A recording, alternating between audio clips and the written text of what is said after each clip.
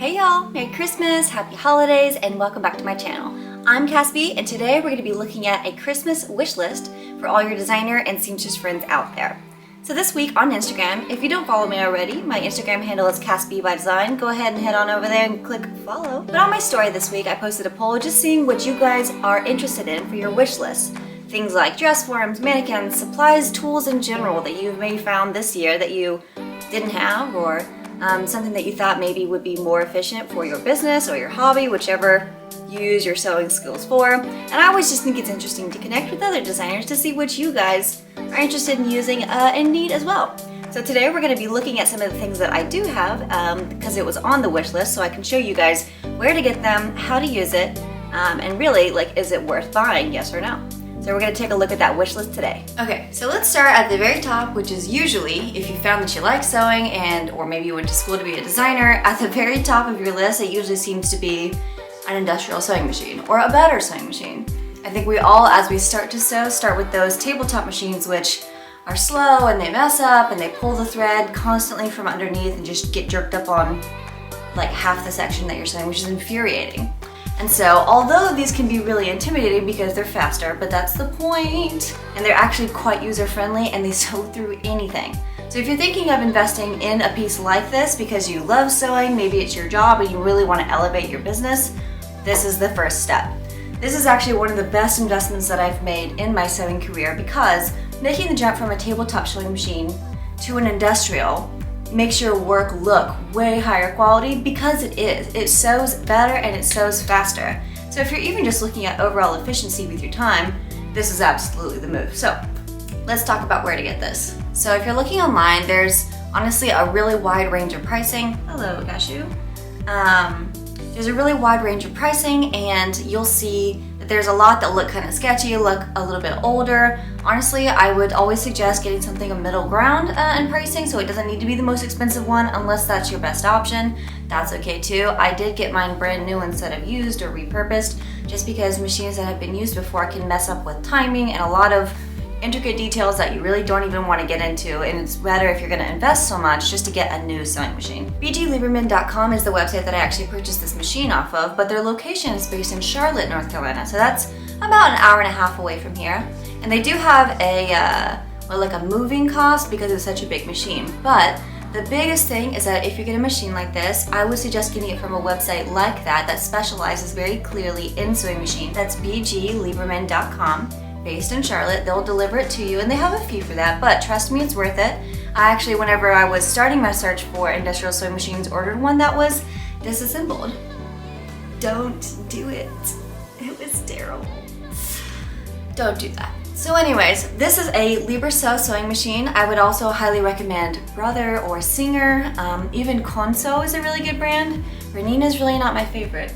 That's my sewing machine. This is the one that I use primarily. I have a couple different other ones, but if you're looking at investing in a tabletop sewing machine and the only thing that's holding you back is just because you're afraid of how fast it goes, get yourself a machine. But this is an investment, so if it's more of a hobby for you, this is maybe not necessarily what you need to continue sewing. Okay, so almost every single one of you guys actually listed pins as one of the tools that you just need more of. And yes, you're constantly losing them. And honestly, for every different project, each different type of pin has different uses.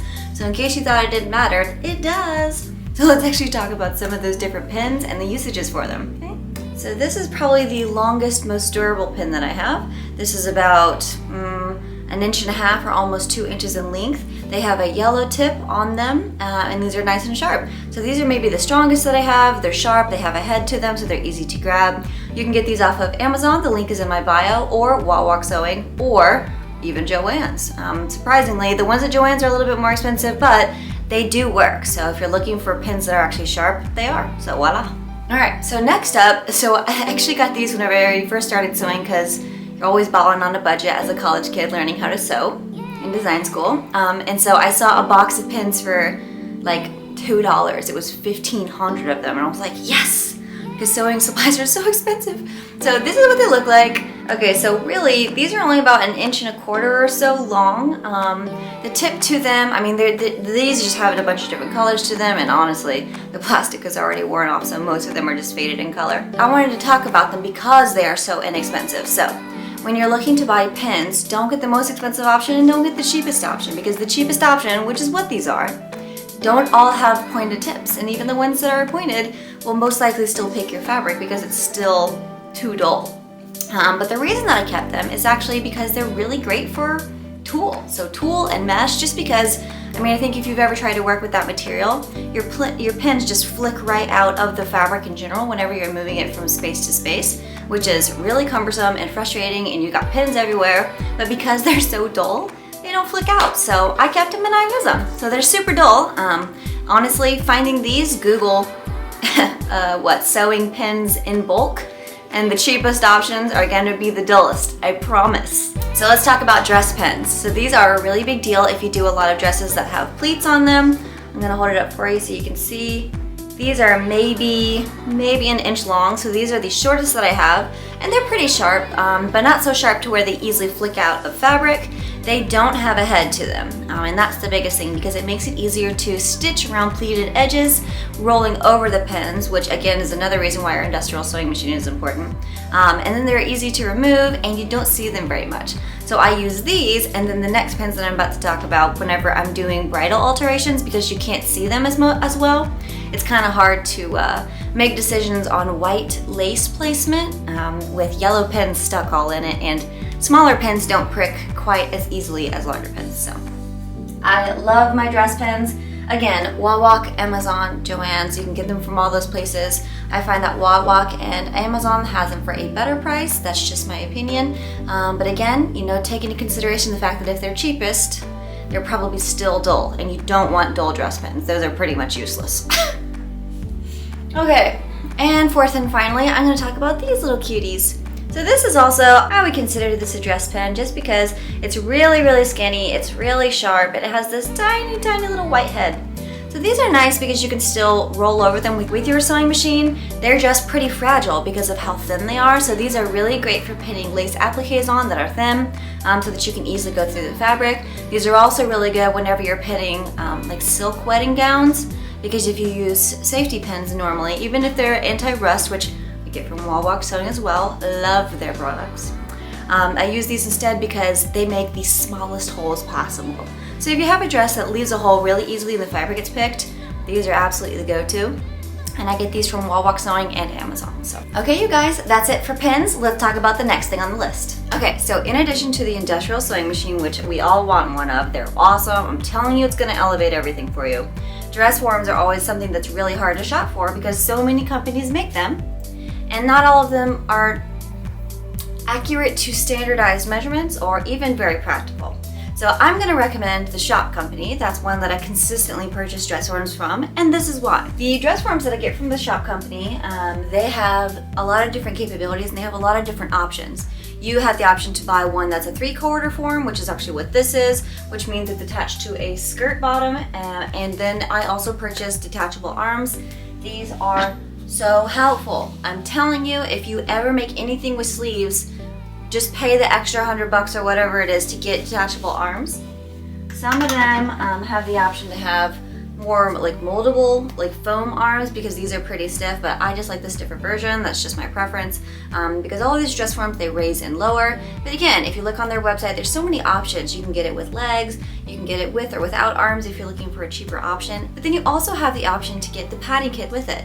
And so even though it's standardized with measurements already, the padding kit is awesome because you can kind of build out sections that may or may not fit your client a little bit more closely, or whoever you're making it for. So having the padding option is awesome. Again, the Shop Company, I really like all of the forms that I have from them. That was my recommendation just across the board. It's an investment, so it's hard to know what to get, but each form that they give you comes in this really great, very safe packaging so it doesn't get damaged in transit, and then also it's easy to install and comes with a measurement chart, which is a big deal. So definitely a big fan of their products and their company as well. They ship fast, they have good customer service.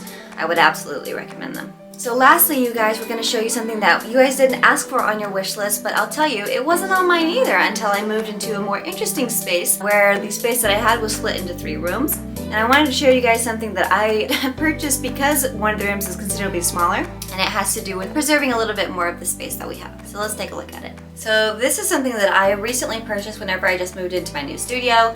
This has saved my life so many times, and it's just so much better if you don't have a lot of space to work with, which, let's be honest, is most of us. I think pretty consistently across the board, all of us get started in a cracker box size working space. So this doubles as a mirror because, I mean, let's be honest, if you're doing fit adjustments, you have to see what it looks like. So a mirror is always important. And it actually installs into the wall, very, very sturdy. It has great hanging capabilities, so I can even stack stuff on it. So the overall weight is really good.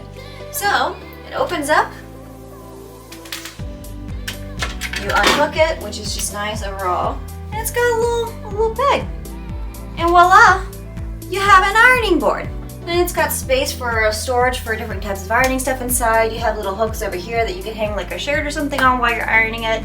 This was an awesome investment. It was like, really, it's not that expensive. However, if you have a small space that you're working with, you absolutely should get this. If you're thinking about it and you're tired of folding and unfolding an ironing board, this is the move.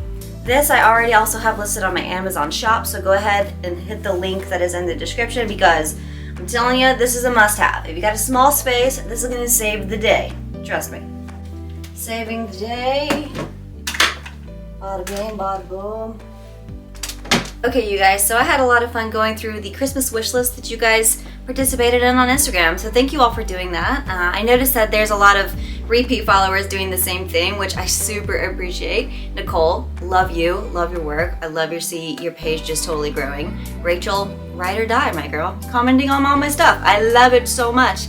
And to the rest of you too who also participated. It's just fun to interact with other people who are interested in the same things that I am. Okay, you guys, that's all for today. I hope you all enjoyed just a little bit of a look on some of the types of tools that I use that you guys have either been looking for in general. I hope that gives you a little bit of insight on where to get them and if you were thinking about whether you should or should not.